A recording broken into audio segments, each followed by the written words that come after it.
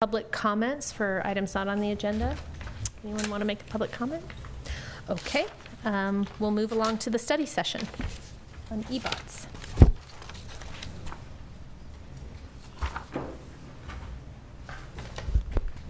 Good evening, council members. So the Emeryville Berkeley Oakland Transit Study is back with a draft report.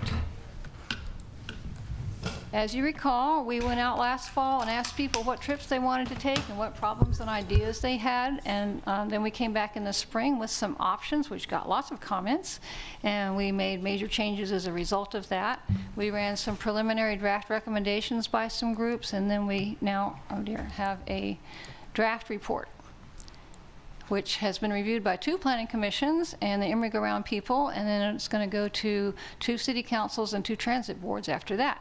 Then we'll get our heads together again and come up with a final report, so we'll see what that says. This report covers transit context, proposed improvements, short, medium, and long term, and evaluates them and talks about funding and implementation.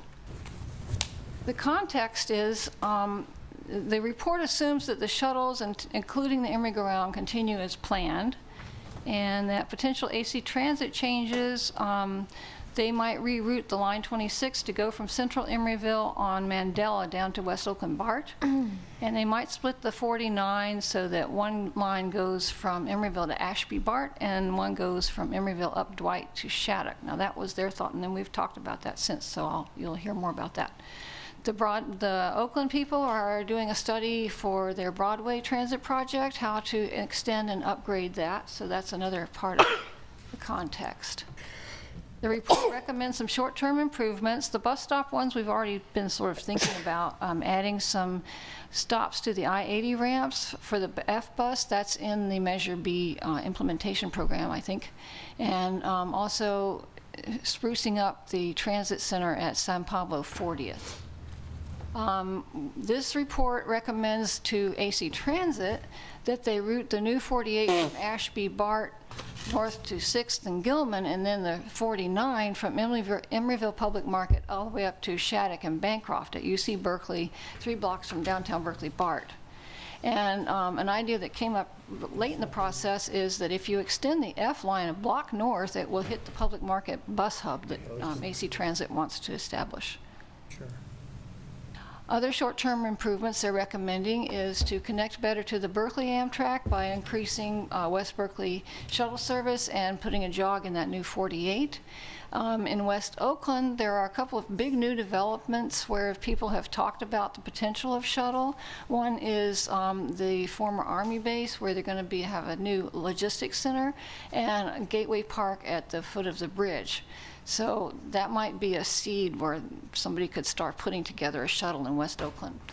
And we can encourage use of the AC Transit passes. We can require them when we have development projects near where the AC Transit hubs are. We're already doing some of that.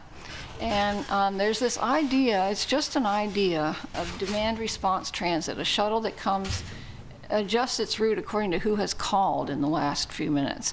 So maybe that could work for late night coverage. It's an unproven idea. So then the recommendation for 5 to 10 years from now is the trunk line connector enhanced branded bus that would go from Jack London Square on 3rd to West Oakland BART up Mandela and through Emeryville on Hollis, and then up 7th and 6th in Berkeley to the Amtrak station and up to Gilman and over to San Pablo. Some people mentioned the idea of it going to downtown Berkeley, so the report has some text in there about that being an option, maybe if things don't develop around Gilman like we think they will. This would be a hybrid or battery bus. It would operate from 6 to 10 weekends and 6 to 10 weekdays and 7 to 11 weekends. 10-minute frequency except for the beginning and end of the day.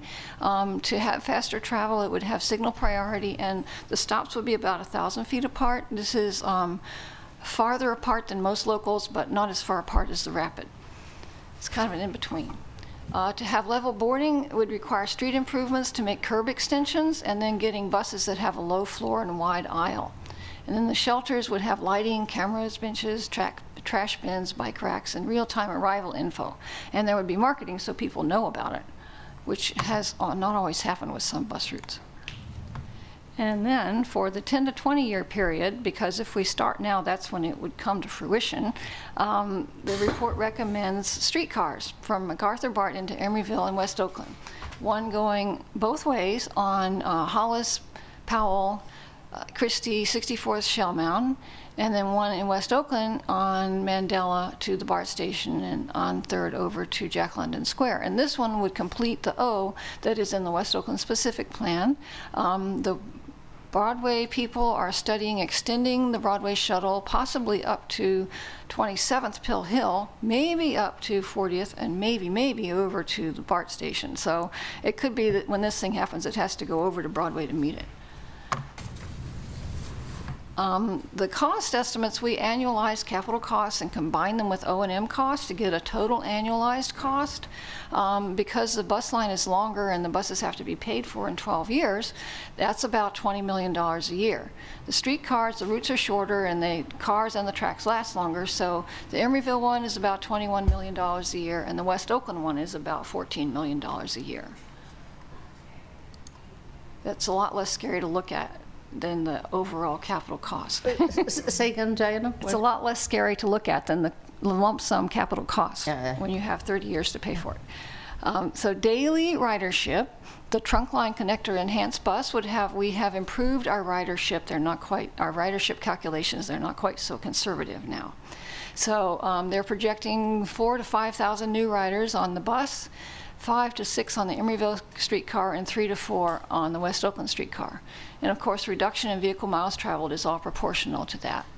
The effects on environmental justice communities, if you take a quarter-mile area around our routes, it's almost the same as the percentage of minority and low-income people in the study area. The only reason it's a tiny bit different is because the south part of West Oakland is so wide you can't get a quarter mile around the bus route to cover it all. The report has some ideas for when we get to the design stage about how to make stops visible and bike lanes continuous and reduce the risk from tracks. And the stops would have lights and cameras. All the enhanced bus and the streetcars all overlap parts of AC transit routes and parts of each other. So that could, depending on how much demand there is, lead to a cut in service somewhere, or not implementing new service that some people are thinking about. In terms of economic development potential, all three services would improve access. West Oakland has the most opportunity sites, so they stand to benefit the most from it. We have not found an example of an enhanced bus without its own lane that has leveraged a significant amount of investment. I thought I had, but I found out it has its own lane at rush hour. So not true. So who could run this thing? There could be a Tri-City Joint Powers Authority. There could be a Transportation Association, AC Transit or BART could do it. Maybe one would start and another would take over after a while. The federal Small Starts grant could be used for streetcars. It would have to be supplemented by local revenues from developer fees to parcel taxes, parking taxes, maybe parking revenues, somebody mentioned, local gas taxes, whatever we can come up with. The Transportation Association could have an assessment district, and it's been drawn to my attention that I think Vice Mayor Atkin has been working on the county Measure BB expenditure plan to try to get a footnote for shuttles in there. It's in there. All right. I saw it online, but not in the voter guide. So it's happening as we speak.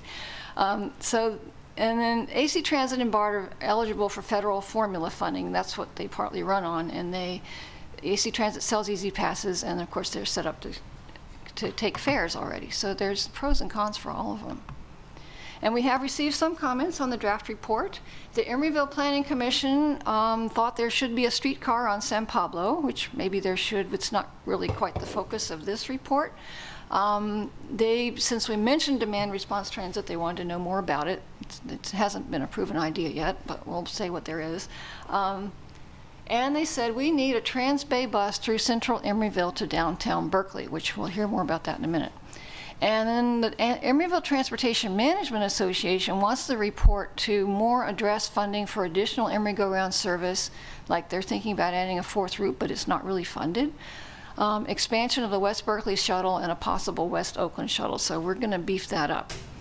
Laura McCamey said that if you expand the Emery go-round on weekends, that could connect residents to BART without doing as much as some of the things we're thinking about. So that might be a way that the ETMA could expand their shuttle. Andre Carpio pointed out that rails in the streets cause problems, and he said rail lines should only be underground or above ground, which of course we can't afford to do. It is a point against rails. We have in the report some design ideas for how to minimize the problems that rails cause, like bike tires getting caught in them and things like that. And then John Schurman had the idea of adding a Transbay bus through central Emeryville from downtown Berkeley through Ashby BART and then down Stanford and Powell to the public market and to the towers and then across the bridge. Because if we had that, we wouldn't have to go to a BART station to get to San Francisco.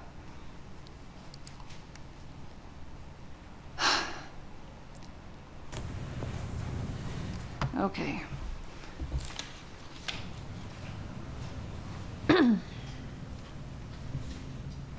I promised to tell you about the comments people made. Thank you.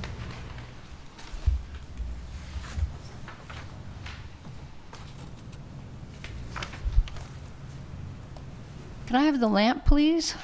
A lamp? What? Take the lens cap off.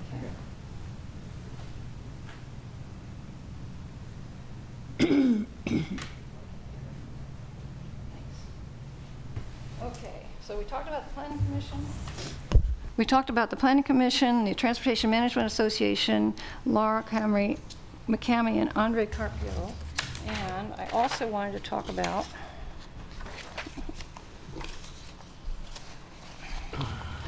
here we go. John Schurman's comments. So one thing he's saying we should do is to route the Emeryville streetcar through the Sherwin-Williams site. This is not something that staff thinks is a great idea because it could interfere with them meeting their open space requirement, but he thinks they're compatible.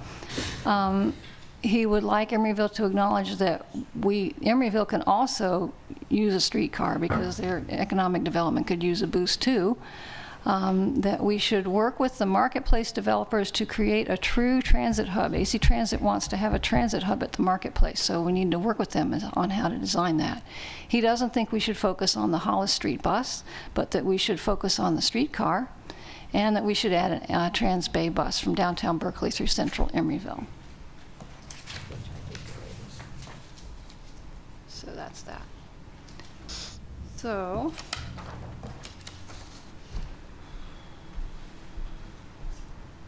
Do you want to go back to the PowerPoint?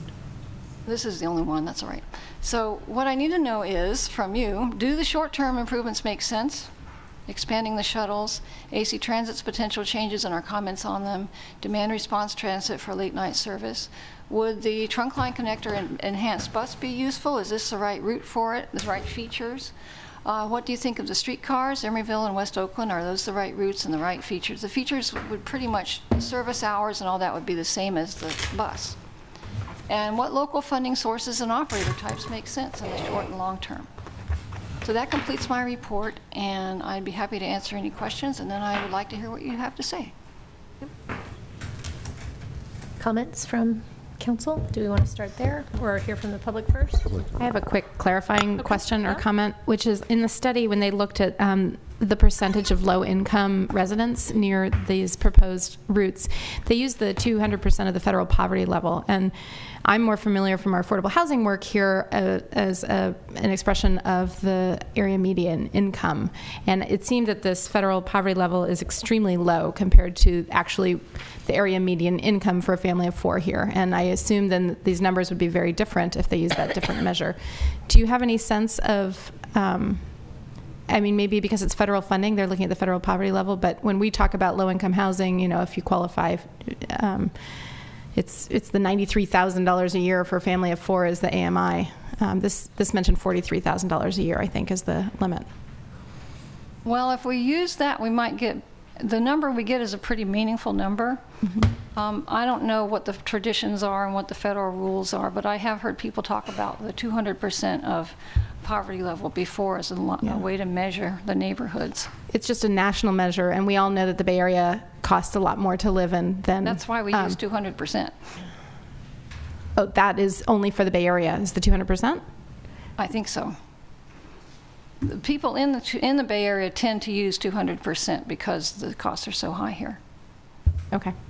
Any other council members have experience with that or know the other measures? Okay. No. Thank you. Nora? Diana, would you put this on the screen again? I need a clarification here. On your, the fourth... The mic, move the mic. Oh, the fourth bullet where it says, eliminate the Emeryville to BART connections for service to San Francisco. What exactly does this mean? Now, this is John Schuerman's comments. Oh, it's John Sherman's comment. Okay. And what I think he means is that you would not have to take Emeryville to BART in order to go to San Francisco. Well, I get a little nervous when I You see see words like, I would eliminates the I would never use Emeryville. that word in a report. Okay, thank you. Thanks for the clarification. Other clarifying questions? I just have one question about West Oakland. I attended a meeting about 6 months ago, and they're trying to do an on-demand system in West Oakland. I think it's called Bisbee or Biz or B. Metro. Or Metro next, B, right. Metro B. I've what's seen the status of that presentation. within this plan? As far as I know, there is a person, whose name I should remember, who is giving this presentation to everyone who will listen to him. He has an idea, he's a software expert, he wants somebody to fund it. Okay. And he gave a presentation. I had 2 people on the eBots pack that requested him to present, so I had him present. And then we have a member of the pack who's really a demand response transit fan, and he wants us to put something in there about it. As far as I know, that's all there is. Okay. Yeah, I was just wondering, that was 6 months ago when I heard the presentation, so. Yeah. I thought it was going to happen any minute. Well, it did. Well, it did. It happened. It's Spoon Rocket. Deliver food instead of picking you up. We are keeping it in there. too, Spin Rocket? No, It's the same. It's the same software. It's the same. maybe someone will fund it and it will take off. Food in 10 minutes. Pick you up in 8. Other comments? Should we hear from the public? No. Any members of the public who would like to speak on this item? Yeah, come forward. Somebody timing? Good evening. My name is Neil Sinclair. I'm a resident of Emeryville. Coincidentally, I'm also the chairman of a company that is commercializing a Department of Energy new transit technology. And so I happened to run into Councilmember West at an art show. Great art show it was, huh? My fiance sold a painting. It was a beautiful It was painting. a great art show. So I did take a look at the study online, and I think it's a pretty good study. I mean, it's got what I would regard as all the essential information there. In general, my company, we have a public-private partnership with the city of Richmond, and we're located on the UC Berkeley property there. We also have a partnership with the city of Davis. And the good news, I guess the bad news first. The bad news is that they're probably right that it's 10 to 20 years trying to do conventional financing for a streetcar. I think the annualizing the cost is a good way to do it. Bond interest rates are pretty low these days, so not that you should go into debt. But I think that's, I think the study's covered a lot of the ground as far as legislation. And the one comment I would make is that the purpose of my company's efforts in the technology was to reduce the capital cost of public transit, rail transit. That's its purpose. And so Bart's done a study on us, and so have a number of engineering groups. So we have a program to move forward with Richmond. It's all dependent upon financing. We're talking to big companies in China right now about financing. So I don't want to sound like it's pie in the sky or anything like that. I think in the next 24 months we will probably have a working prototype full scale in Richmond at the site. It is a 10,000 pound vehicle, which is compared to 100,000 pounds. So it's a very lightweight vehicle, so you can elevate it. It's counterintuitive in the industry, but this one you can elevate without very much additional cost. So we're talking something in the range of $20, $25 million a mile is the capital cost on this. It is on demand. It's demand responsive. And so I didn't come here to give you a spiel on that. We call it Cybertran. If you're curious, you can look at the website. It's cybertran.com. Cybernetic Transportation, cybertran.com.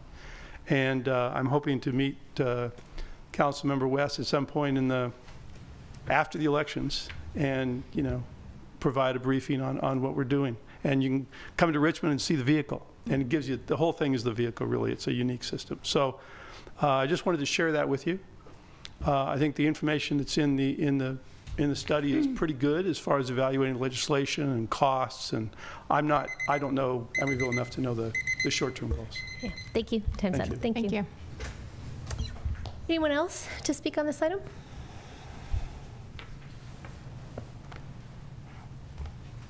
Hi, I'm Bobby Lee. I'm a resident over at Bay Street. Just two quick questions. Well, actually, first, I attended some of the workshops that we had on e-bots, and very excited to see the draft report finally come through. I'm just wondering, with BART and their new late-night bus service that they're sponsoring, how does that factor in with everything here? It sounds like that kind of came after all this happened. So how does that change things? And also, with bike share kind of still being up in the air, how many bikes we're going to get in Emeryville, what does that fall into this as well? Okay, yeah, thank you. Anyone else? No? Can we have staff address those questions? The late night BART, I believe that did come after, right? I mean, that's very recent, that development, right? Right. So it's probably unrelated. Yeah, but anything about bike share? All I can say is we can look into it and put something in the report about it. Okay. But I think late night bus service and bike share are kind of different things than what this study is addressing. I agree. In terms of, a streetcar or a connector bus or whatever. It's just, it's great to have all these different alternatives, but it is a different topic, really. We can add them to the context. Yeah.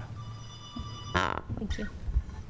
Okay, from council? Yeah. Yeah, I have a few other questions for staff, and just to kind of about the process. First of all, I'm glad to receive this report and see things moving forward. When we first talked about it at our transportation committee meeting, I hadn't had the opportunity to read it yet, and I just appreciate the depth that's in there more than I knew previously. So I'm glad about that. My first question is how you could characterize both the City of Berkeley and the City of Oakland's engagement in the study, like the decision makers. I feel like we're taking this pretty seriously. It's important to Emeryville, and I haven't had a chance to interact with my colleagues in Berkeley or Oakland on this particularly, and I'm curious if you could characterize that. Mm-hmm. Well, we went to the Berkeley Transportation Commission, and they pretty much endorsed the recommendations, and it's on the consent calendar for Thursday at the council. Oakland, it's a bigger city, so we've taken it to their Community and Economic Development Committee for comments. They didn't really comment much. They just asked a few questions. And let's see. Isn't it on the council agenda for November? It is on the first council meeting agenda. For Oakland? November 18th. November 18th. And that it's going to be it was on the Planning Commission. I went to the Planning Commission, and I got a lot of good comments from the Planning Commission, both about the process and about what should be in the report. And then we're going to be having a community meeting in West Oakland at the Senior Center because there's not really time for it to be a big hearing at the other meetings. So hopefully we'll get all our input before And there are a number of council. separate groups in West Oakland that the Oakland staff person that we're working with suggested we meet with. And rather than have, 8 different meetings with all these various groups, we decided it would be most efficient to just have basically a community meeting and invite all of those groups to it. So we that's sent November postcards 8th, out to right? the community meeting, and then I'm also making personal invitations to people from the West Oakland Specific Plan Steering Committee. Great. Good. Yeah, it seems that West Oakland really from this report has a lot to gain from these possibilities, which brings me to my next question, which is a concern about displacement and adequate value capture. Just any development changes the economics of an area, and Emeryville has seen a lot of development already, but I'm just concerned about low-income residents being displaced whenever we look at this. I don't know if we haven't reached those people yet, but I haven't heard anything about it so far, that people are worried about gentrification or displacement or anything. Well, I think there are organizations that are looking into that carefully. I don't know if it's individuals or organizations that we might want to make sure are part of the conversation as well to get that perspective. I was just surprised that the report, I think it mentioned it, but not significantly. This project implements the West Oakland Specific Plan, which went through a big process. So maybe it's already been discussed adopted there. Almost unanimously. Yeah. So the same people that didn't like the West Oakland Specific Plan might not like this, but I haven't heard from them. Okay. We'll see. And I think you answered one of my other questions in your presentation, which is why the different timelines, short-term, medium-term, long-term, which, as you stated, we can put streetcars in place in 20 years if we start now. Right. So it wasn't something to do with a magical time in the future. It's just that that's how long it takes to get the Well, actually, there's two factors. One is that it takes that long to do it, and the other is that what makes streetcar, other than the fact that it has tracks, you can make a bus that has most of the features that streetcars have, except that if things develop the way the ABAG sees and the way the West Oakland Specific Plan sees and the way Emeryville General Plan sees, it could be that we'll actually start appreciating the throughput capacity of streetcars by then. Because streetcars are bigger and they can push more people through. Right now, we don't really think that way, but, and also if we get mode shift, so we get more people riding transit, that it could be that we'll really want streetcar by then. Yeah. There wasn't a mention specifically about cap and trade funds in the funding section, the greenhouse gas reduction funds. And I'm just curious why, was that left out deliberately, or is it too unknown? I'm not familiar enough with all of the details. And I know it doesn't go on forever, right? It's a shorter period of time. It's developing as we speak, and probably any of it happened after our sub-consultant wrote their report, so we should update. Okay, that'd be great to see what that could be as well. And was there conversation about having that trunk line connector be a streetcar and not a bus? What was the decision? Is it because it's a longer line that you needed lower cost to make it feasible, or why is one looked at as a streetcar and the other as a bus? So in other words, why not eventually make that route a streetcar? Right, and could that be an eventual, plan? It is more miles, so it would cost more, but that's a good question. I should ask the consultants why they recommended it that way. Do Well, we have any other reasons? Well, just anecdotally, I believe that the Berkeley Transportation Commission, when Diana went and presented to them, felt that a streetcar was not economically feasible in West Berkeley. They said the density in Berkeley is in downtown, and if you look at their plans, they don't really project a lot of density in Berkeley. The plan pretty much reflects the desires of the different stakeholders and participants in the plan, and of course the 3 cities were significant participants. As Diana said, it implements the West Oakland Specific Plan, which already calls for a streetcar, and in West Berkeley they don't really seem to want one that much, and of course we know we want one in Emeryville, so we've got streetcars in Emeryville and Oakland and a bus in Berkeley. They do want bus service up to Gilman, though. So that's really helpful, because I didn't know if that came from the consultants or if that comes from the stakeholders, and understanding that the report is, expression of all of the comments that they've heard. Just that transparency is very helpful. If you look at the inside of the front cover of the report, you can see a list of all the people who participated, and it's a pretty long list. Yeah. It is. Good. And then finally, the role for MTC or some other regional entity, if it's BART or AC Transit, in these conversations, since I know BART and AC Transit serve on the TAC, is this something that they're open to? It's mentioned that it's a possibility that they might be the agency that would put this in place. What kind of, how does that fit with their priorities? I haven't heard AC Transit or BART say we would or would not want to run this. I have heard other people say it should be an AC Transit line, or it should be an association, PBID kind of thing. There's people I've heard equally. At the PAC meeting I asked that, and it was no help because they were split. I don't know about any similar service that's run by BART. I believe BART does have some buses somewhere out in the hinterlands to feed to BART lines. But AC Transit does run the Broadway shuttle for the city of Oakland. That's not well known, and their name is not on the bus, but they do operate it. And the AC Transit people who are on the technical advisory committee have basically said, sure, pay us, we'll run it. Yeah. I just wonder if that's something that could happen more rapidly. If there's an entity, creating a JPA, it seems like that's 2 years right there, And if you have an existing entity that could make something like this happen, or that, they're doing BRT on International Boulevard now, and having other experience under their belt. So. And there's sort of two different questions. One is people are saying, we don't have service here, we need a bus here in some places like Northwest Berkeley, and between West Oakland, BART, and here. And AC Transit is now doing their big outreach.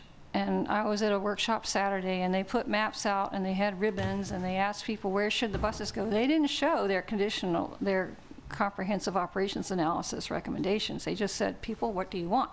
And the people put ribbons where we're thinking about having our thing. So maybe, who knows, but their comprehensive operations analysis, well, there was an existing route there, so they didn't analyze it. But maybe it'll evolve into there, I don't know.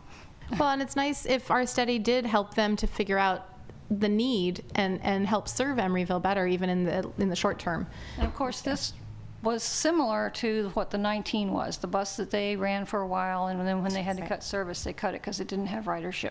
Yeah. There are some differences. There's some development happening around Gilman now, and it's not exactly the same. It doesn't have the same duplication that the 19 had in some places, so there's some reasons why it might work now when it didn't work before. But part of it's marketing, perhaps, like you mentioned earlier as well. Great. Well, I think those are all my comments for now. Thank you very much. Comments and questions? Yeah, I have some comments. First of all, a general comment.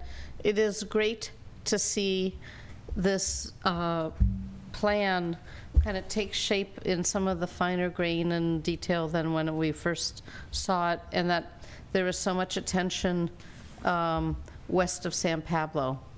And I think it's a recognition of the demographic and economic changes that have happened west of San Pablo. So first of all, just a general positive yay. And then in terms of your particular questions, because we haven't really talked about each of these, the Emeryville people who are streetcar proponents maybe intuitively guessed that the streetcar approach would mostly benefit, would have the greatest benefit in Emeryville. So I found that interesting in terms of the ridership and the reduction of vehicle miles traveled and whatnot. So according to if you can trust the projections and the analysis in the study, then I think that's something that we need to keep our eyes on the prize around a long-range vision towards that. For some of the reasons that you said, Diana, which is that they carry more people than buses, and even articulated buses, and in my experience, there's nothing like rails that bring people out more than even fancy buses. And so I think that in and of itself is an incentive to get people out of other modes of travel. The description of the trunk line connector bus is a good one in terms of wanting to hit activity centers and maybe the Berkeley Amtrak station, and it doesn't really, it bypasses ours by a block or something. But I would want it to connect to the Amtrak stations, as well as to West Oakland BART and Jack London Square. So I think that idea is sound. I'm not exactly sure if the route would be tweaked, especially at the northern terminus and going through Emeryville. I do think about a Transbay service for the existing F line. There was some talk in the study about widening the I-80 off ramps to accommodate the F bus, but that's not exactly where people are. So I'd actually like to see the F stop where we have residential density, not at an off ramp. That makes no sense to me. And staff knows every time I talk about the traffic impact fee study, I naysay about widening the I-80 off ramp, but that's not a good place to put a bus stop. We have to put bus stop where people live or where. So anyway, I think the discussion about changing the F really is still missing what Emeryville needs in terms of a Transbay bus service. The other thing, I can't speak for what West Oakland wants or doesn't want, but with Mandela Parkway having been redone now, that's a wonderful spine for them to build upon and to cluster all sorts of exciting, vibrant things along Mandela. But I can't really speak for them. I don't want to speak for them, but I would say, go forth and do whatever they want in terms of what they figured out. But I do know that if tracks were laid there, that would be a magnet for increasing economic activity there. And there's some efforts already at some housing on Covent or something along Mandela, and that would probably be enhanced both towards the Best Buy end of Mandela and then also closer to the West Oakland BART station. So I think the more connections we have to Amtrak stations and BART stations, the better. And so if this trunk line moves forward, I see basic tweaks to the route to accommodate all of the intermodal connections that could be made. And the other thing, borrowing from verbiage from our general plan about having a fine-grained city, it's like now we're beginning to have a fine-grained transportation system, and that's very exciting to me. I will give a nod to former council member Bukowski, who once described transportation as akin to the circulatory system of the human body, and that you have major arterials, you have veins who are kind of collector streets, and then you have the side streets who are the capillaries of the system. And if the arteries get clogged, then the veins have to pick up more of the load. And so I'm a really bad poet, but I think kind of this metaphor of trying to have all these different kind of connections, the shuttles being kind of the capillaries of the system in a way, and the trunk line. I think all of this makes sense. So I'm really pleased to see this study. And just in terms of funding, this is going to take a consistency of vision that's going to span many different councils and many different regional and local tax measures to try to make this happen. And the other thing is, if congressionally directed appropriations ever comes back, AKA earmarks, this is something that I think as a startup funds, we could be in a good position to go for federal funding. But it's going to be tough to piece all the funding for all of this together. And as so happens in the public realm, people pick the low-hanging fruit to make some changes. So I guess what I would say about short and long term is, let's go for the low-hanging fruit, because we'll be able to make some changes even if we can't get the whole caboodle at the moment. So those are my rambling comments. I just have a few things. Go ahead, Kurt. Yeah, I just have to remind people that it was a little bit over 20 years ago that we built the Powell Street Bridge. And so things take a long time, but you have to have vision. And you have to be consistent with your vision as far as what the future is going to be. And we know what the future of this area is going to be. There's going to be a lot more people here. There's going to be a lot more industry, and so transportation is going to be a priority. And really the thing I liked about this report is that we're talking to other cities, and we're talking to AC Transit, we're talking to BART, because it's a problem that everybody has. And for this conversation to continue, I think it's important. And I also think it's important to do it in phases that, based upon what the plan is.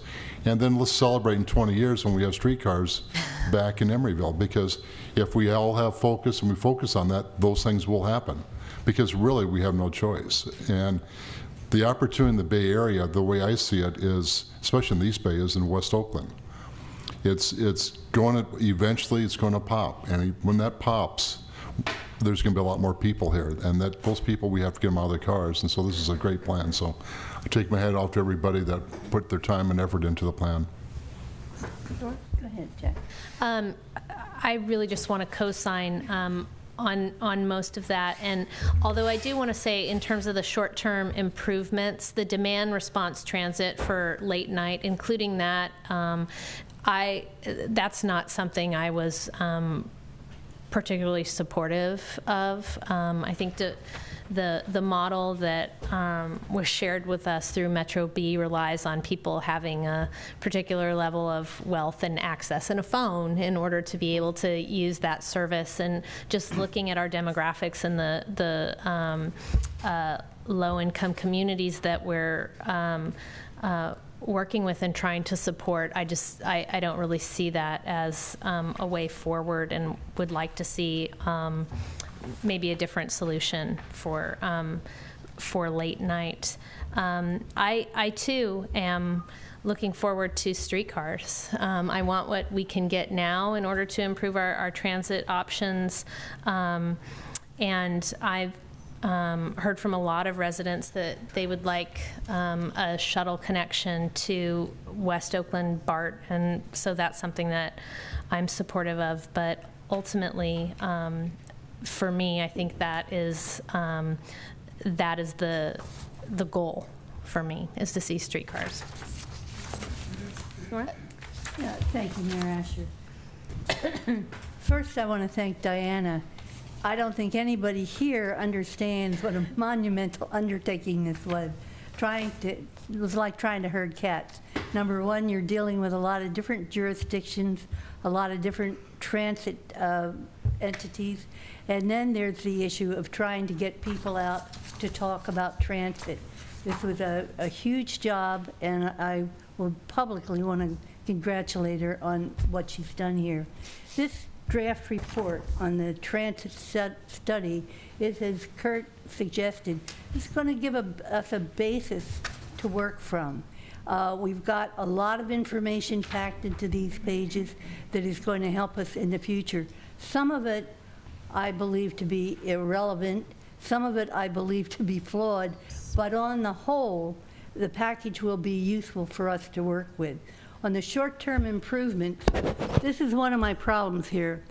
Any of these improvements made by AC Transit could have been done by AC Transit without the input. The flexibility of these short-term improvements is, if they don't work, we can change them.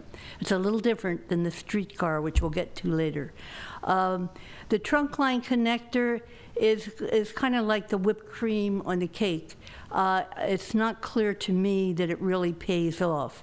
And what do I think of streetcar? I join the rest of the council here saying that I believe streetcars in the East Bay, especially this inner East Bay, is absolutely the future. And we've got to start now if we're going to crank this in. We've seen the successes of the streetcar lines in Seattle and in Portland. Right. We know they work. We know you can go into an area that, I'll use West Berkeley as an example, that is absolutely underutilized. It's not the highest and best use. West Oakland has not come up to the highest and best use. You put these streetcar lines in there and you see a change. And I think I would like to see us, when this study comes out, put more of a focus on the streetcars. I'm not a big favorite of the O streetcar concept. I think that's an O to nowhere. And I believe to get this streetcar concept off the ground, we have to kind of ignore Berkeley, because clearly they have not come to the point in time where they understand the future, and the future is a streetcar line going up past Gilman, up north, connecting up with the Neil Sinclair and Richmond streetcar line. Now, it sounds like a joke, but this is going to be the future, and I would hope that the study would put a little more emphasis on the streetcars. And I'd just like to put in a pitch for a more modest proposal than the O proposal, and that would be a streetcar going from the Emeryville border down to the West Oakland BART, because it's already got density. It's going to, as Kurt says, West Oakland is going to pop. That density is going to pop. The thing is, you start with a small segment. I sound like Jerry Brown now, right? Bakersfield to Madeira. This is a high-speed streetcar? Different thing. And I would like to see that some of that those ideas reflected in this report, because if you start with a segment that works and is absolutely successful, and I'll give you an example of how this happened in Emeryville. When we started the Emery-go-round, we had a very low projection. What are we up to now? Over 1 million riders a year in a 1 square mile town. Come on, folks. This is where we can start. You get it started, it's successful, then you go out to the feds and say, here's a project that has worked, we want to take it all the way up. So that's, and on the funding, you have to have the vision first, you have to have the political will, you have to be consistent with the political will. So they're my comments. Thank you for bearing with me. Ruth had one more thing. I just wanted to put in a little end cap, a historical note on our desire for streetcars, which is that the prior assembly member, I think, well, anyway, it was during the period when Dion Arner was our representative in the state assembly, and they were discussing putting streetcars back on San Pablo Avenue. And because of, so this goes back a ways, and there was probably a pragmatic decision. I'm not sure how much politics played into it, but there was certainly pragmatic in terms of cost, to not do a streetcar because of the capital outlay of tracks, but and the recognition that buses are by nature more flexible and you can just change routes around. But that was the impetus for the rapid bus, the 72. And so it's interesting, Emeryville's leading the charge to bring back streetcars. This was a battle that was lost when that led to the rapid buses. So anyway, I just want to say that it takes perseverance and it takes a champion to realize that. But I just wanted to let people know kind of the history of how the Rapid bus, the 72 Rapid, came into being. And that concept is now being expanded with BRT along International Boulevard, Telegraph in Berkeley and Oakland. So anyway, again, those are less expensive ways to try to achieve some of the same transit goals. We'll see if it actually results in more of a mode shift. I just want to follow up on what you said. I take the 72 quite a bit because it goes straight to my work. And if you haven't taken the 72 lately, you really should because it's convenient, it's fast. You know, I rarely have to wait more than 5 minutes for a bus. And that's as it should be. And in a way, when you get good bus transit like that, you have less of an impetus to put a streetcar in place. And so you kind of, it's tricky. And I think that's where Nora Davis's comments earlier were, do the streetcar right now, so that you will fulfill that need and shoot a little higher, perhaps. But I just want to give a shout out for the 72. Oh, it's a great line. It is. It's very useful. Okay, thank you. And with that, the study session is now adjourned. We already had public comment on the item. Okay. Thank you, Diana. Yeah, Yeah, thank you, Diana. I hope you found it engrossing. Good job. Okay, we're now moving on to the City of Emeryville as successor agency to the Emeryville Redevelopment Agency. This is actually our blue agenda. I call the meeting to order. Again, we're all still present. Please join me in the Pledge of Allegiance. I pledge allegiance to the flag of the United States of America and to the republic for which it stands, one nation, under God, indivisible, with liberty and justice for all. Okay, now is the time for public comments for items not on the agenda. There you go. Those maybe the next year I'll reinstate it. Okay, come to that. Andre.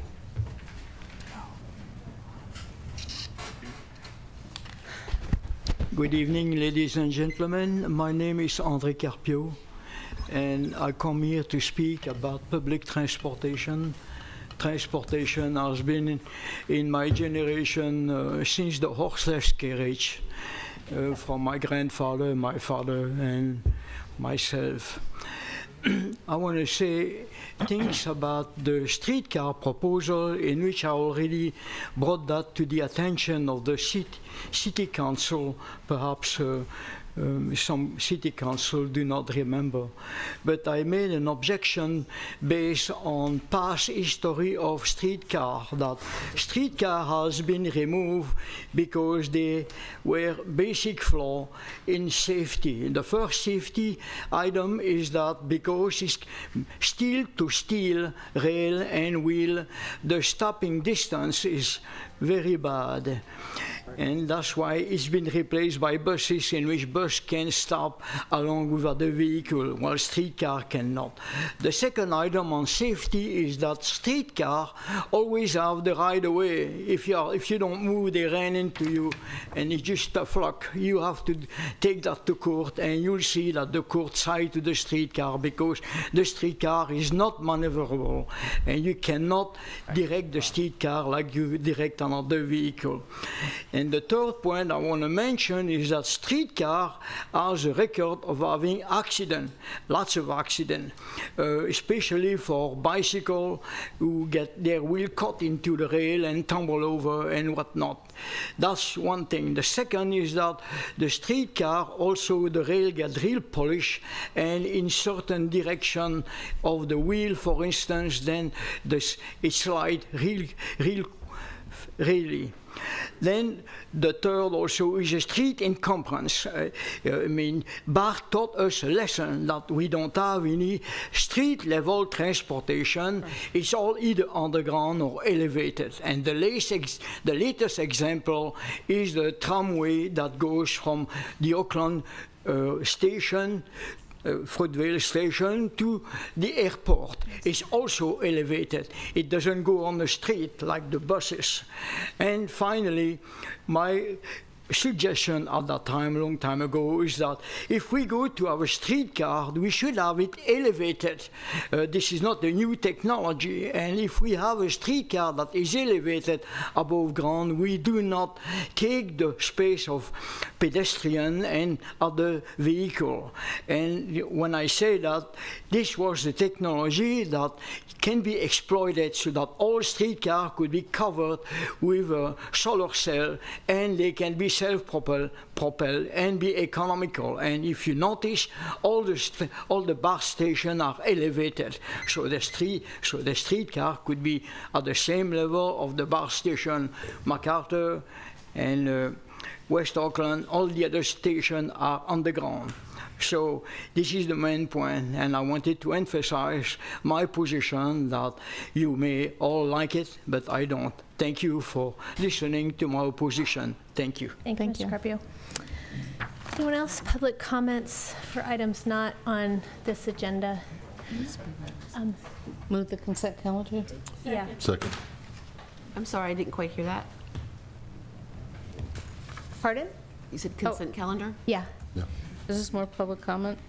Oh, Amy, I was going to get to you on the next agenda because the item is on there. This isn't the city council. No, this is a successor agency. That's okay. That's okay.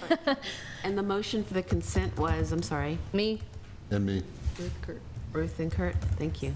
Not right now. We closed public comments and moved on to the consent.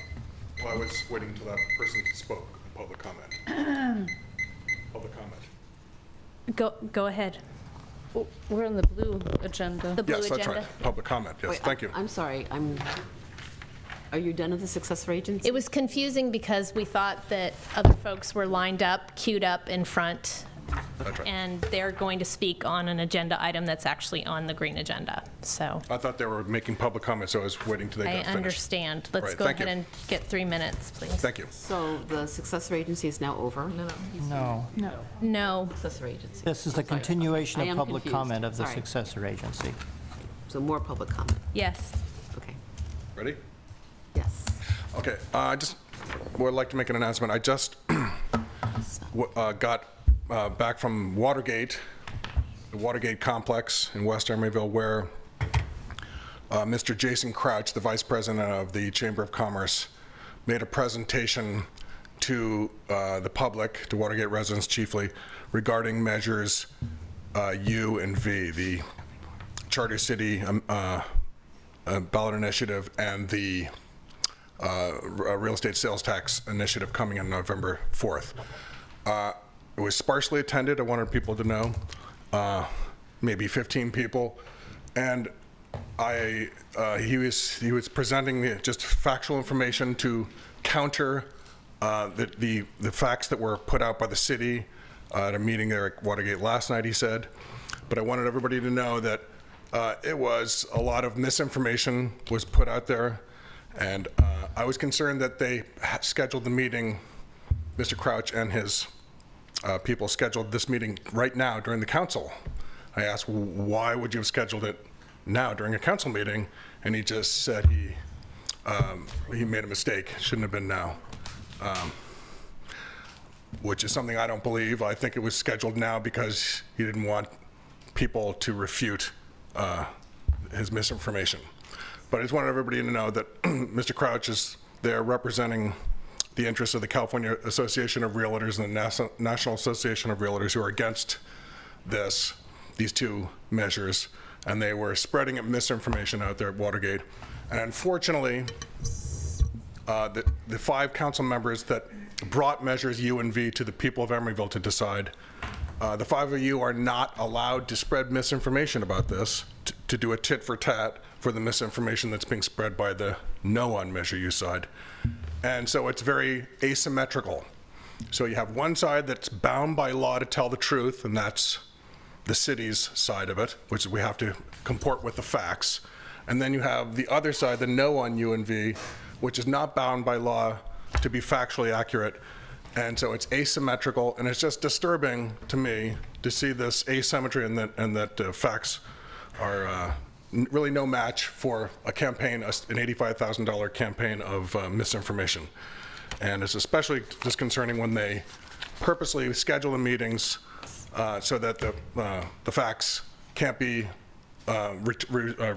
retorted because they do it during a city council meeting, and so nobody here from the city was able to counter their argument. So it's very upsetting, but it's a campaign of misinformation about measures UNV by the no on UNV side. Thought everybody should know. Thank you.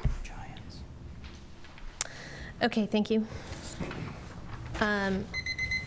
We already approved the consent calendar. Sorry for getting out of order there. And there's nothing left on this agenda. So with that, that meeting is now adjourned. Legal expenditures, status report. Yeah, I didn't have anything. We didn't have anything for that. Okay. No. All right. Okay, moving on. I'd like to call to order the Emeryville City Council regular meeting agenda. Again, we're all still here.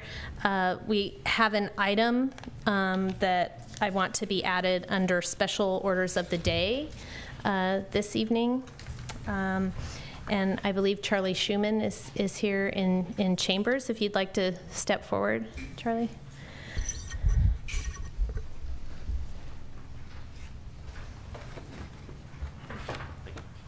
Hi, Charlie. Welcome. Howdy.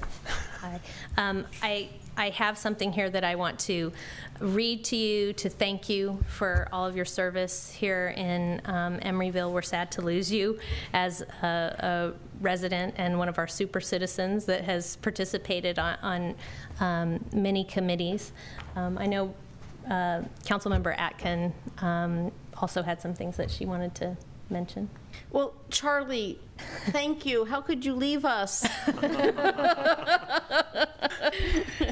Yeah, I don't know. What can I say? I've known you a long time, and I just want to thank you. I don't think it was easy for you to take your initial steps towards communal involvement, but I do want to harken back to our days on the Emery Bay Village HOA Board of Directors, because that's where you got your start and where I got to know you is in the management of the Homeowners Association. And you have been so steadfast. I don't even know what the content of this proclamation is yet, but I just want to say you have been so steadfast in your civic involvement, in your detail-oriented nature of reviewing financial documents.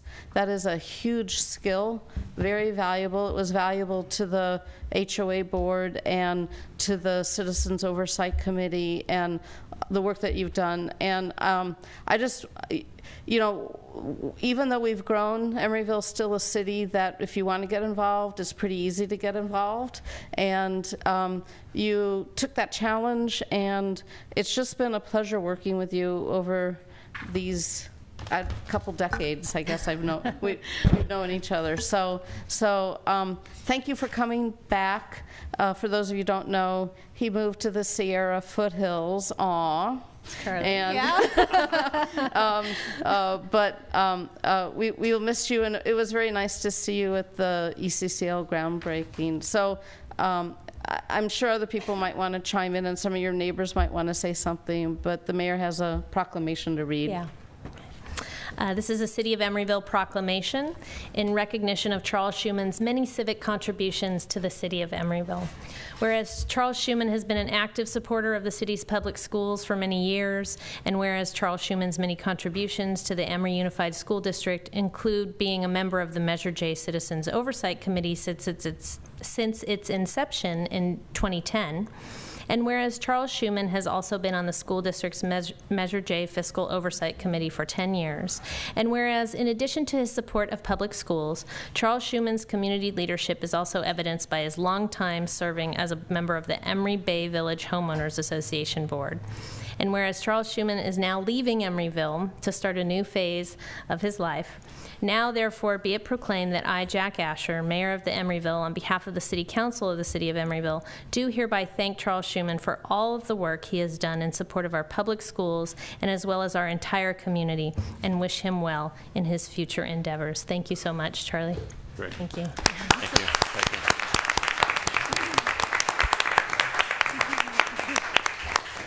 Yeah, of course. Thank you. Thank you very much.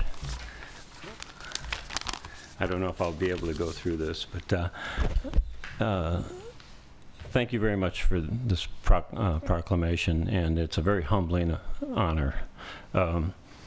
It's been 30 years that I've been a citizen of Emeryville, and 15 of them has been spent, introduction from Ruth into it, in public service with the city and Emeryville Village. Just a note that, somewhat humorously, but I grew up with President Kennedy, and I think his words about responsibility and serving as opposed to just asking. I had a quote here, but I can't get to it at the moment. Those rang true to me. It's been a pleasure and also a privilege to serve with so many dedicated people. And that has always been inspiring to me. You have done so much to help grow the community and make our community strong. That's been very important. At the ECCL meeting the other day, it was really a pleasure to see all the people who made that happen. And it was a very important event. It was a milestone, and it was great to be there. I have photographs which I need to pass on to somebody. Beyond that, my friends and neighbors over here. Yeah, we've worked together for a long time, and I always draw inspiration from the strength and the courage of others. And those folks need an applause. So emotional. And I think that's the thing when we look at community and we look at democracy, and democracy requires involvement. We can't take a passive role on it. But when we do get involved, it really makes our cities and our country stronger. And that's a thing that eventually I look at. In the end, by working together, we can do anything. And I think that's the important thing to keep in the front of your mind. So thank you again. And I really appreciate you entrusting me with responsibilities. Good night. Thank you, Charlie. Thank you.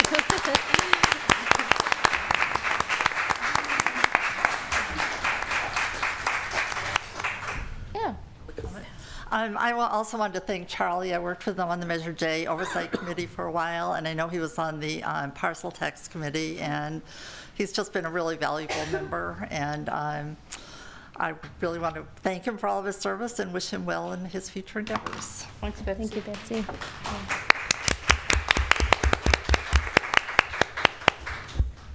Thank you so much, Charlie.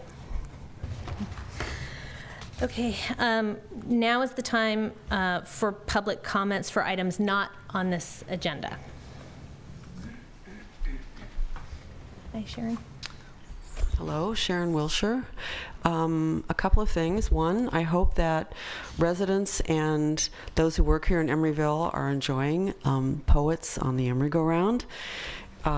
This is will be every month. There'll be a new poet and a new poem that will be on the Emery Go Round, and it's been really a delight. This is the second installment of our Poet Laureate. Thank you, Ruth, for getting this program started.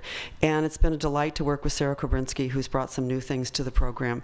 And one of those is some of these poetry readings, where she's brought together other Poets Laureate from around the Bay Area, as well as some other wonderful poets. We had a program at the art exhibition on Sunday the 12th that was just great. And then there'll be another one this Thursday, Poetry Happy Hour, that'll be from 6:30 to 8:30 in the evening. So that means the exhibition will be open later this Thursday. So the exhibition continues through Sunday, November the 2nd, open every day from 11 to 6. And that very last day, late in the afternoon at 3:30 and 4 o'clock, will be dance performances with Nancy Karp. So thank you very much. Thank you, Sharon. Thank you, Sharon. Anyone else? Public comments?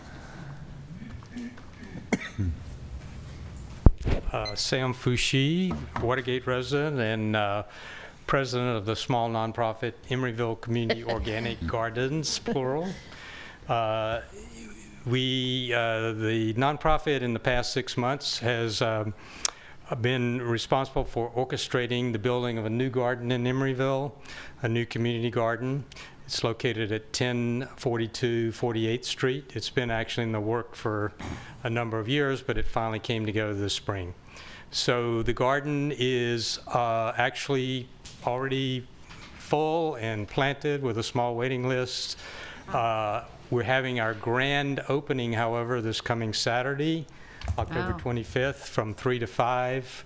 There'll be music, refreshments, and our gracious mayor has agreed to come and cut a ribbon at 3:15 on Saturday afternoon at 1042 48th Street. So I encourage everyone to come out and help us celebrate. I see it as a great asset, both to the neighborhood and to the city overall. It's another step in the vision that Elaine Druckmann, who started the Emeryville, the nonprofit Emeryville Community Organic Gardens, had when she started. She wanted to see lots of community gardens in Emeryville, and now we have 3.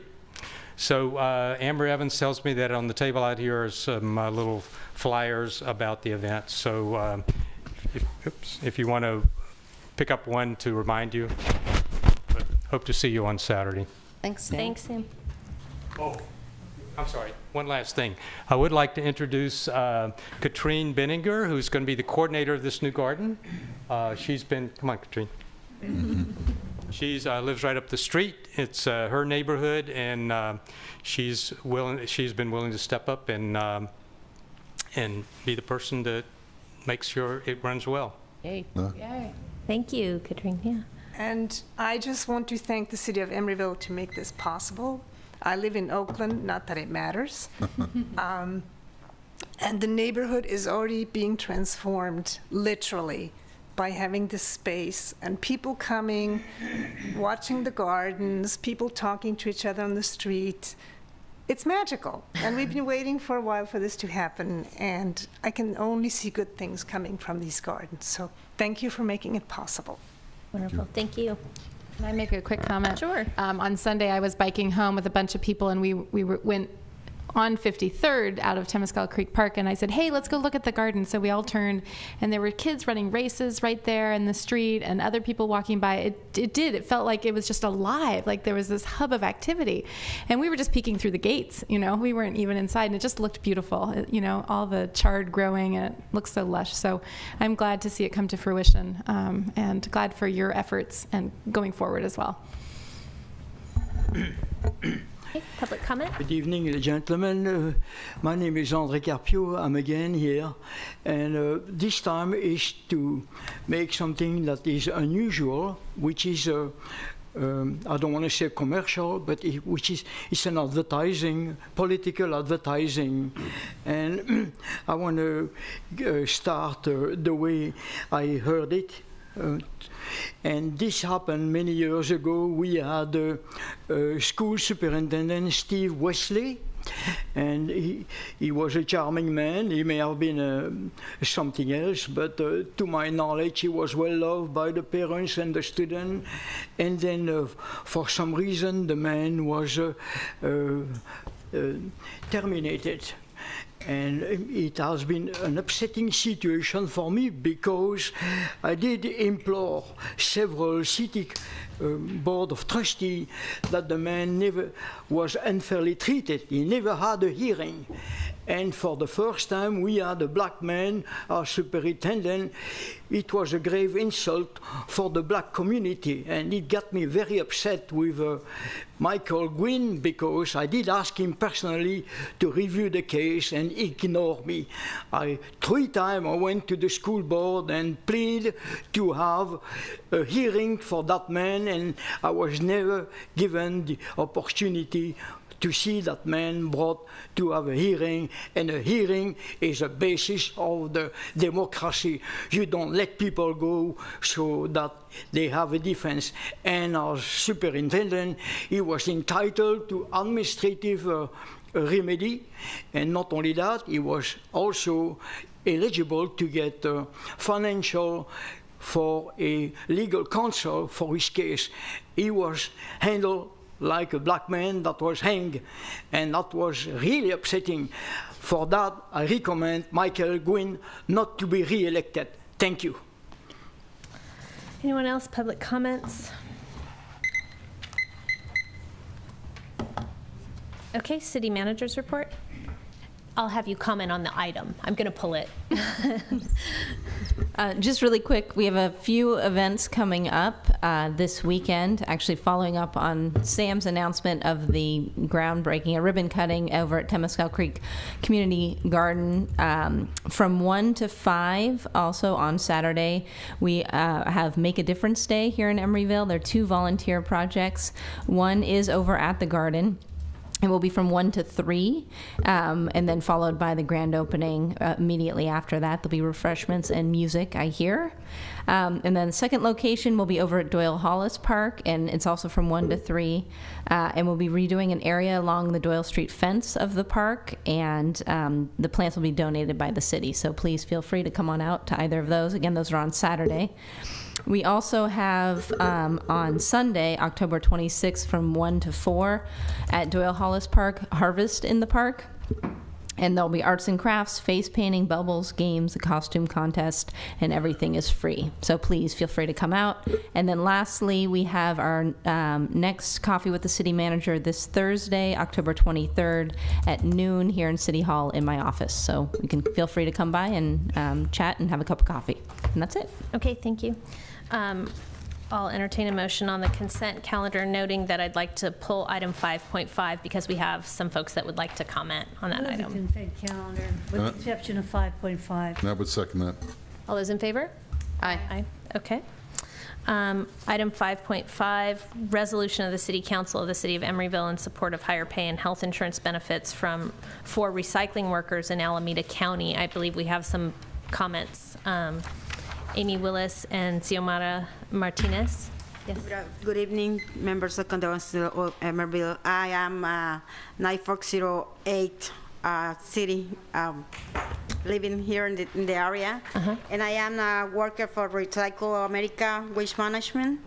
So to have this resolution in my hands, that means a lot to me and my family and my co-workers, because we've been fighting with waste management for better wages, and we haven't have a contract yet with them, so we think finally they're gonna sign a contract with us, because for us it's very important doing this job that you support is so valuable for us. Thank you so much for this resolution from me and my co-workers. Thank you. You're welcome. Yeah. Thank you.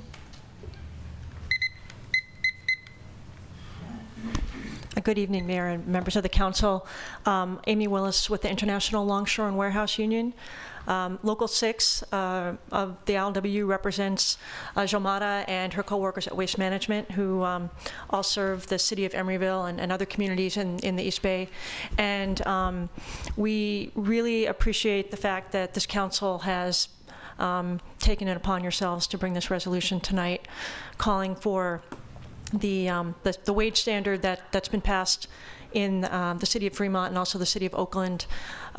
It's something that's going to help hundreds of workers in the East Bay, 150 of whom or 130 are at Waste Management. Also, folks at Cal Waste Solutions are going to be helped by what happened in Oakland, and at BLT in Fremont by Fremont's action. So we really appreciate the forward thinking of this council and other councils in the East Bay in doing this. It's been a long time. These workers do very difficult work. It's dirty work, it's dangerous work, and it's work that gets very little recognition. But it's incredibly valuable in terms of helping us reach our diversion goals and to combat climate change. And these folks really work hard, and we're happy to see that you all recognize that and support the standard for them. So thank you very much. Thank you. Move approval of the resolution. Second. All those in favor? And can I just add go ahead. A comment that I serve on Stop Waste, which is our regional waste management authority, and we talk quite a bit about the value of green jobs and how much that better wages gets back into our community rather than landfill jobs, which are not as good for the local economy. So by supporting workers who are doing the right thing and working to not only improve our waste reduction, but also doing this hard work, I'm grateful to the council for their support in this as well. So thank you. Thank you. We got the vote on that? Everyone was in favor? Okay, thank you. All right, moving on to administrative items. Item 8.1. Amber. Good evening, Mayor and Council members. I'm Amber Evans, Community Development Coordinator and coordinating our public art program. I'm just going to introduce Regina Almagar, who is a project consultant on the Purchase Award. And so we'll be pulling up her presentation. And I'm going to show you one of the pieces we've been offered. I'm a little gimpy, so I'm hoping you can actually click things. But it is up on your board. So we just need to close this. We are making recommendation for 2 sites tonight, and Regina will be explaining the rationale for that. Thank you. Wait a minute, hang on. There you go. Good evening, Mayor and City Council members. My name is Regina Almaguer. I'm an art consultant that has worked with the city in the public art program, and Amber and Sharon for the past 9 years on the Purchase Award. And I wanted to give you a little history. The Purchase Award was started in 2006 with the goals of building the city's collection of artwork, highlighting the work of Emeryville artists, demonstrating the city's commitment to the arts, and enriching visitors' experiences of public facilities. It's got a life of its own. We'd always looked at City Hall for the artwork that was purchased. However, we're running out of sites now. The wall spaces are getting smaller and smaller. We have 9 works that have been purchased and 2 by Scott here in City Council chambers, and then Roger Berry. So there's not a lot of room. In August of this year, the Public Art Committee appointed an ad hoc committee to evaluate other sites for artwork, including the Senior Center, the Recreation Center, and the Police Department. The ad hoc committee comprised of 4 people visited those various sites and recommended that basically we continue to look at City Hall and the Police Department. The Recreation Center is really packed with its own artwork done by kids and others that use the Recreation Center. The Senior Center is going to undergo renovations, so we didn't want to put work that would have to be relocated later. And the Police Department, we looked at the lobbies, which have no art or other cultural amenities. And in September, you approved the recommendation to cite art only at City Hall or at the Police Department. The available art sites in City Hall are the large concrete wall, some of the end walls at the 1st and 2nd floor causeway, a little space between the 1st floor bathrooms, and some other smaller lobby areas. In the Police Department, we looked at the entryway to the department and then the 2nd floor lobby. The Public Art Committee approved an art selection panel that was comprised of Laura Anderson, Terry Cohn, Stephen Headley, Karen Lavin, and Mary Mushinsky. They met to review the 120 or so works at this year's annual exhibition and looked at them to evaluate them relative to aesthetic quality, public appeal, longevity, and curatorial focus. The panel always starts by looking at the artworks individually, creating their own short list of 5 top works. We then look at the shortlisted works as a group, discuss them, and this year we had 18 that were shortlisted for discussion. And during 2 rounds of discussion and voting, the panel recommended Rick Ritchie's work. Mr. Ritchie was here. I can't describe his work as well as he could, but it's in an acrylic on polyurethane. It's actually very beautiful in person. It is very intensely imbued with color and motion and fluidity. It is a large piece that the committee recommended for placement on the concrete wall there in City Hall. We've long looked for a work for this particular location, and we've not been able to find one that could either hold the space or not protrude out enough, or would protrude out too much to allow people to walk by it. So the recommendation for his work is to put it on the concrete wall. He has a BFA from Mills College. His work has been exhibited throughout the United States, Korea, and the Netherlands, and he's had several fellowships to his name.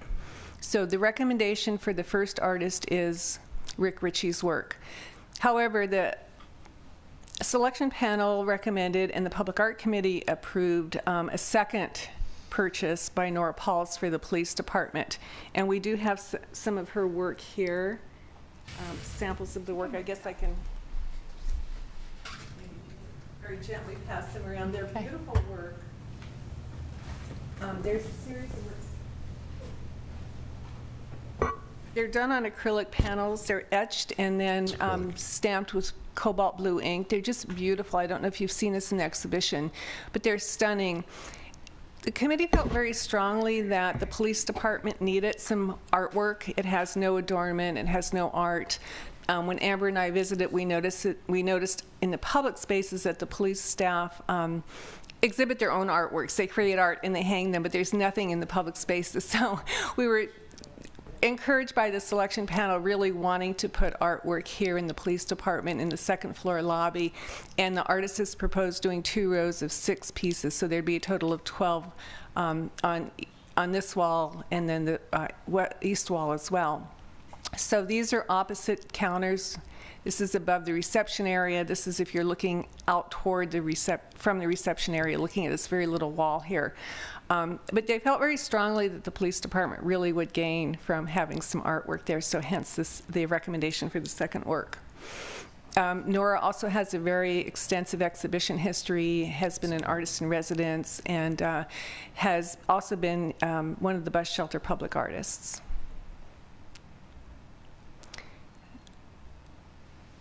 The budget for the purchase of Rick's work is $8,500. For Nora's, it's $4,000, and then we have a not-to-exceed cost for installation of $4,500 for a total of $17,000. And I don't think the installation will come that high. I think we'll get away with a lot less than that. So,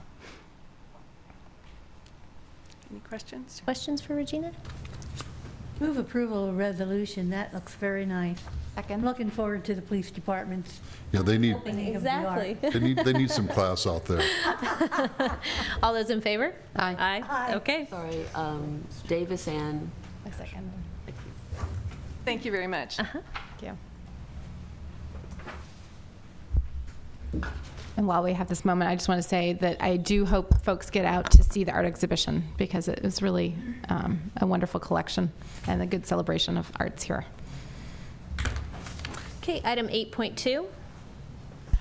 Yes, the next item is a recommendation for the council to take action on making an appointment to the Park and Rec Committee. Linda Barrera. Second. All those in favor? Aye. Aye. Okay. Nora is... Item 8.3, Karen may need a second. That's her as well. Yes. Some council have expressed interest in our programming on ETV beyond what we do currently. And so staff realized that while we have seen the mission of ETV as being to facilitate open and transparent government and disseminate information to the public related to the city's mission and objectives, that there's not been any priorities established that would guide staff in terms of what programming would take priority. So this item is to request that the council set those priorities as follows. One, the first priority would be city council and related legislative and or advisory body meetings, this, as well as city-sponsored events, coverage of city-sponsored events, and city-generated public information announcements. And that the second priority, which is dependent upon city resources, is to produce original programming, such as videos regarding public safety or interviews with city officials on important community issues. This is in addition to what we just televised. So, for example, the annual State of the City is not what I call the original programming. It's just broadcasting something, taping something already is happening. But there is the opportunity to do some original programming. And the third priority would be public service announcements and information from other public agencies. In addition, some council members had expressed some interest in televising regional bodies, essentially televising meetings from bodies other than the City Council. And what we found was that not all of them are available, easily available by DVD, which we would need to be able to load to our system. And so what we saw as being an alternative is as we refresh, as we do our website refresh that we're in the middle of right now, that we could have a page of regional bodies with links to their website, some of whom have video access throughout there, from there, and some just do audio at this point. And that would be an easy way for the public to be able to access those meetings rather than having to look at each website individually to find them. And that concludes my report. Oh, I'm sorry. Also attached to this report is a schedule of our current ETV schedule. This schedule is provided on ETV in between programs as well as when the system reboots at midnight. We also now have it on our website so it can be accessed through there as well. And if you see those places where it says special programming, those are the places that we have reserved for additional programming than just city council related meetings. If you notice, the schedule seems to be somewhat blank. We could increase some of the scheduling, but one of the issues that we have is we have to schedule meetings to kind of be able to contain the longest meeting of that type. So for example, for the city council, it could be an hour meeting, it could be a 4-hour meeting. We schedule it every 4 hours just so that there's the opportunity for the whole council to, to go. And if it is short, then that's another place that we will put in special programming. So we do more special programming than just this, but a lot of the other what looks like blank it's because of having definite times for the different meetings that we need to space them to kind of accommodate the longest time that they are likely to be. Yes. So I have a question. I think that's great, the updating with our website refresh to have links to these other meetings. But I'm also wondering if, first of all, do these other agencies charge for their DVDs for their meetings? Their cost to us? What we were finding, it was the difficulty of getting them in a timely, is whether they even provided them as opposed to just providing links. And so I have an intern who actually is still working on what is available, but kind of our initial thing was it was just easier to provide a link than to try to, on a regular basis, get DVDs from agencies that in most cases see that providing access through a website link or a YouTube link is serving the purpose of a DVD, so they're not really, not too many agencies are really doing that anymore for that reason. Because I'm wondering if other cities have cross-programming from like regional boards and things, or if it's all just their city meetings, right? Like, for instance, does Oakland or Berkeley air meetings on their channels if they have I think them? some of the cities that have multiple government access channels do that, but with only our one, if you look at our schedule and you think of the length of time we have to set aside for, let's say, a planning commission, we really don't have that much in our schedule for what I would call regularly scheduled fixed meeting times. Because, for example, if we were going to show BART meetings, we would have to schedule kind of the longest time that a BART meeting might be and plug that into our weekly schedule. So we don't really have that much real estate to do it that way, and it was felt that it was more efficient to do the links, and then that way you can see them kind of any time that you want easily, and you can also refer to their archive meetings as well. I will say for Oakland, I think they have two channels. One is the school district, and then one is just the city channel. And I am not aware that they have run other regional meetings through there. It's pretty packed with their own city meetings. And then what they do, and we're looking into, is there's some original programming that I think Comcast produces. It's local programming, and it's more regional, and they'll run those kind of during some of the gap times. So we're looking at possibly putting some of that in there as well. All right. So can I ask a follow-up question, since I haven't watched ETV? What's happening in between the meetings then? I mean, my kids watched it once. It's just like it might have a flyer about what's coming up at Doyle Hollis Park and some little music or something going with, and that'll go for 2 hours or so until the next thing comes on, if there's that much time to fill. It could be a copy of the schedule. It could be a public service announcement, such as a committee vacancy or a public works construction project.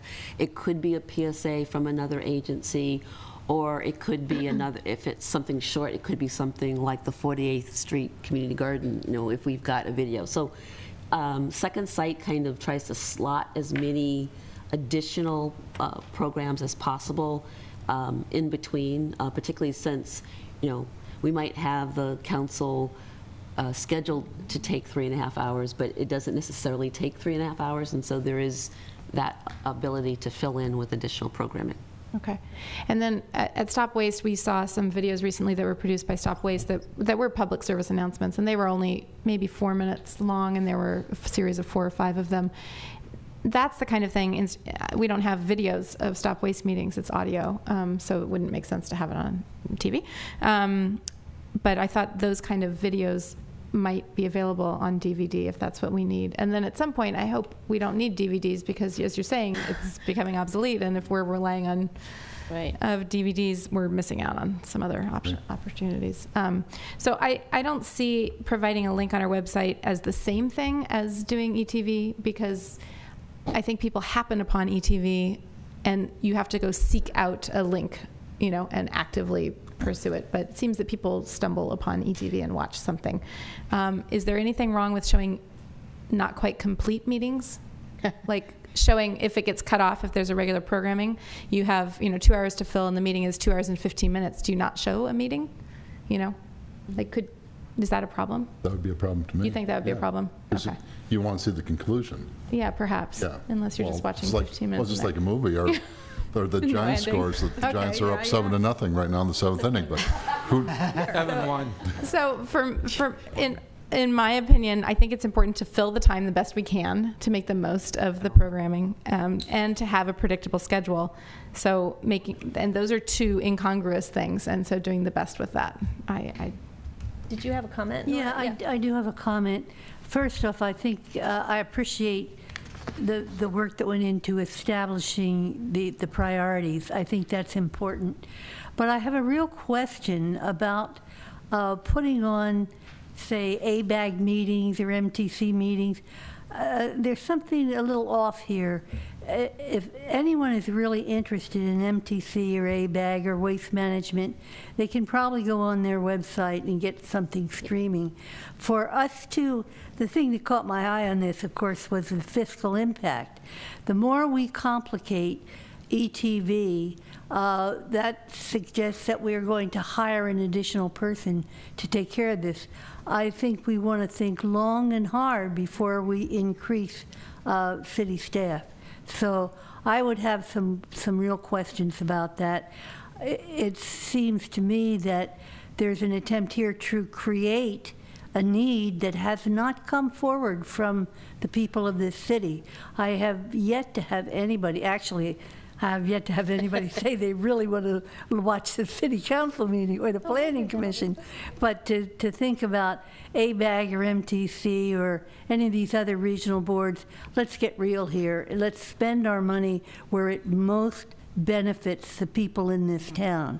And I have a question. I agree with you. I don't see MTC or ABAG on here at all. Absolutely not. So I agree. The video I talked about, the 4 minutes, it was like how to sheet mulch your lawn, how to recycle with compost. It was very much very tangible. Are a different thing, Yeah, but I agree. meetings, come on, guys. But when we're talking about the further meetings on the website as just a link outwards to find out more, I right? have no problems with it. We're not talking about putting it on ETV. We're talking about just putting it on the website. That if you want to go view a meeting for these other agencies, here's where you go. You're creating something without having a real a request from the people of the city, and you're adding on an expense, and who knows whether it will, really satisfy anything. I think we should think a long time about this before we add complexity to it, although I'm highly in favor of the PSAs. I would be fine having the website links up to other agencies. I don't think that's It's a one-time shot. Doesn't take staff time. No. Yeah. Once it's done, it's done. Does staff have enough direction? It won't cost a lot of money, Nora. Guys, come on. We got to save our money for the big We have a couple of cups of coffee at Pete's, and that's all it's going to be. There's a public comment. Is that okay? Oh, is there? Yeah. Go ahead. I'm sorry. Do you want to talk about Pete's Coffee? That'd be wonderful. That'd be wonderful right now, actually. Hello, I'm Bobby, Bay Street resident. I didn't know this was on the agenda. I have a little bit of background in public access and media as well. I worked with the folks down in Mountain View and San Mateo public access, and been following a lot of what's been going on in Tri-Valley, Sarah Pleasanton, Livermore. If you're talking about original programming, there's actually a great opportunity here for jobs training for youth. Yes. When you talk about original programming, you can there's many things you can do. You can out in the Tri-Valley, they've done actual daily news programs that are full-on production. That does take staff, and that does take reporters and so on. You can have just a high school student reading community updates on camera, and I can tell you that gives a great boost to self-esteem for them. You can have PSAs that are produced by Emeryville students and giving them video editing training, giving them training on how to use a camera. We have a lot of production companies here in Emeryville and Berkeley, including Hoff Productions, which does a lot of shows for example, Shark Week for its Discovery Channel. So there's an opportunity here to, if you guys do want to explore original programming, to involve the production community that is here in this area, to provide jobs training, to provide skills training to the youth around here, and also as a byproduct, fill up the blank parts of the programming schedule here. So I really, I would hope, I know maybe the discussion hasn't been taken in this direction yet, but I really hope that if this type of original programming is desired, that you would consider the benefits of doing something like that. Thank you. Thank you. Thank you. And I think of Expression College, and we had a great video that was done by them for the city manager's State of the Union or a different report, I guess it was. And it's really valuable to see what the community thinks of the community. Rather than it can be very minimal cost as well. It doesn't have to involve a whole full-time person per se. Yeah. Thank you. Great. Anyone else? Hi, Diane Martinez, Triangle, neighborhood resident. I was actually just wanted to make sure that Expression Arts College wasn't forgotten in this conversation, because I went to a public school in Southern California in the San Fernando Valley, and we actually had majors at this school, and I was a video production major. So a lot can be done with very little money, and I expect with Expression College that they've got the equipment and they've got people who would love to have a venue for their videos. So I did see that video, it was some 6 or 7 months ago, where the students presented their version of Emeryville, and I think many more students would love to have that opportunity, and I think it would be a great way for people to stay on that channel when they did click by. It's not quite Shark Week. We don't quite have sharks in Emeryville, but I think our youth have a lot of compelling ideas that you could see on the internet, but I think they would love to be on television. Thank you. Thank you. Okay, staff has enough direction on that item. Okay, let's move on to item 8.4. This is the Transportation Committee report, and I have some speaker cards for item number 8.4.3. So Charlie, do you want to give us a summary first, and then I'll call up the speakers, or? You mean Ken? Oh, I'm sorry, Ken, I'm sorry. Charlie can do it. Yeah, That's fine. Go ahead, Charlie. Step in for you, Ken. Before you tonight are 3 recommendations from the Transportation Committee, all for blue disabled zones. The city has a established process where someone with a need for disabled parking close to their residence can petition the city, fill out an application. It's investigated, there's notices posted, and which asks for input from the neighborhood or opposition from the neighborhood.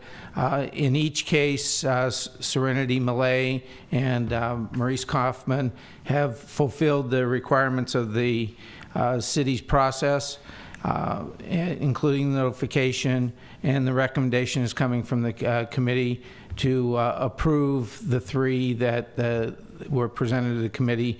1 in front of 4310 Adeline Street, 1 in front of 1074 45th Street, and 1 in front of 1250 63rd Street.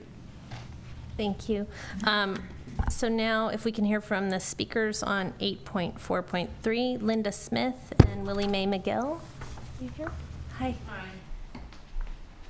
Hello, City Council members. I'm Linda Smith, and I'm been in Emeryville for about 50 years. Went to Ralph Howley Elementary School, graduated from Emory High School in 1974. So I've been around a long time.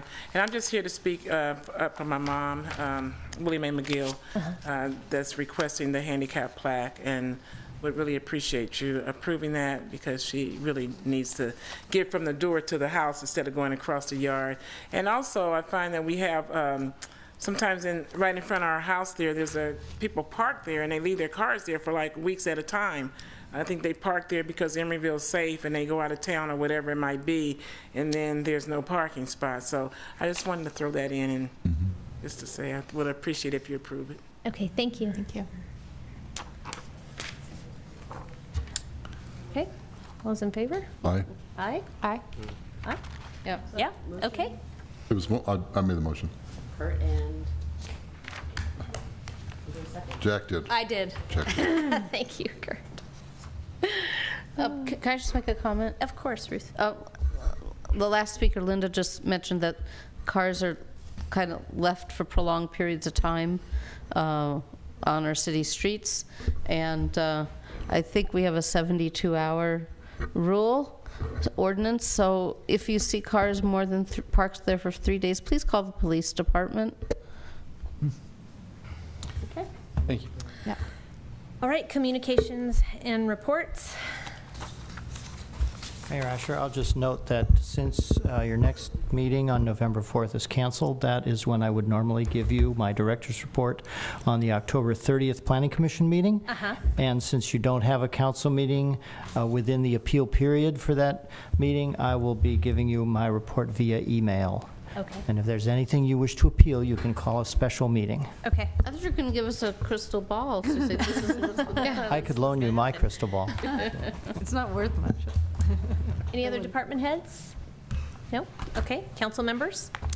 Yeah, I just wanted to report, actually, our meeting is tomorrow for Stop Waste, but we had our committee meetings 2 weeks ago, and we're talking about considering the process. It would be a 2-year process to look into expanding the plastic bag ordinance that has already been put in place in Alameda County. They've seen tremendous reductions in plastic bag litter, but it was a drought year, and we looked at stormwater catchment, and so it's a little hard to know. There are other measurements which include data collection of folks leaving grocery stores, and you'd be surprised, but they're not carrying plastic bags anymore. So there's been actually a tremendous change in behavior, not only around plastic bags, but as you know, paper bags cost 10 cents, and people aren't taking even as many paper bags as they were previously when plastic bags were around. So it just shows that people are bringing their own bags and also carrying things in their hands. So Stop Waste is just beginning to consider whether to increase the number of stores that are impacted by the ordinance. We right now have actually the smallest possible slice of stores. It's those that sell milk and other packaged goods. But it doesn't cover stores like Home Depot or Michael's, other big box stores that we have in Emeryville. We are now actually falling behind as other counties and cities pass more broadly reaching plastic bag ordinances. So it would be a 2-year process to look at this, and we'll be considering that tomorrow. I just wanted to give the council a heads up and city staff that it looks like a very well-defined process, which I'm glad for. And it would include first buy-in from all of the clean water programs, all the member agencies before we move forward in next year. Okay, thank you. I have a Chief, question on that. Chief, would you advise them that the elevator's right over here? There is an elevator. Jennifer, I just have a question. Okay. State law just changed around this single-use plastic bags. So it did. Is the county trying to do something different than what was just signed into state law?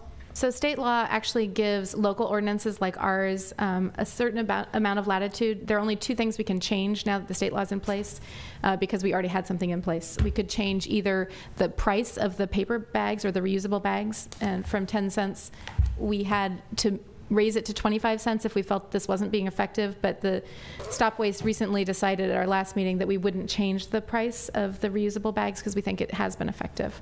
It could be revisited in the future. So that's allowed under state laws to change the price. And then the second thing we could change under the new state law is the number of stores that are affected. So those are the only changes that could be made. San Mateo County, so there's kind of 3 categories. We have a limited number of retail that we include, then there's all retail, and then there's retail plus restaurants. And San Mateo recent ordinance is all retail. And then San Francisco has retail plus restaurants. And then certain cities have different levels. But we're now the minimum in a sense, and the state law is going to be the minimum. So if we want to remain leaders, I guess, in this sense, looking at this process for the next 2 years, I think makes a lot of sense. And you know, I am serving right now as president of the Stop Waste Board, but will no longer be that after November. And I just want to put it out to the rest of council to think about who might want to serve on that board.